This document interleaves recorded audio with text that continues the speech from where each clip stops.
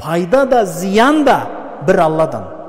Сонан соң тәуәссүл мәселесі фарыз емес, міндетті түрде жаңағыдай ортаға біреуді қой деп айтылмайды. Мысалы пайғамбарымыз саллаллаху алейхи вассаламның келтірген мысалы бар, үш адам үңгірде қалып кетеді.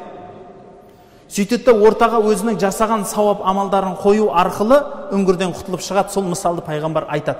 Бірақ айтпайды ғой, міндетті түрде барлық дұғаңда осылай қос деп айтпайды. Бір Аллаға серік қоспа мәселесін түсінбеген адам адасады.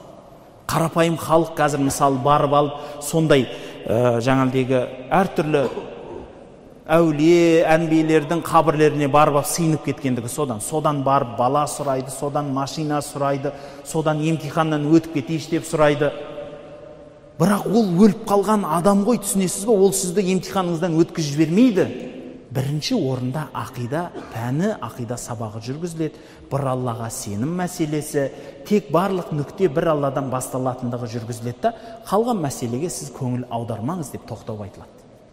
Сондықтан сіздерге де жалпы халыққа айтатын мәселем солда.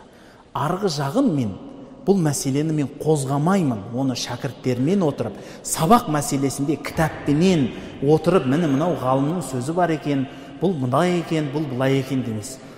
Бұл мәселеге жауаптың әдемісін Исрафил деген молдекең жақсы жауабын берді. Алла разы болсын, Жаңаөзенде.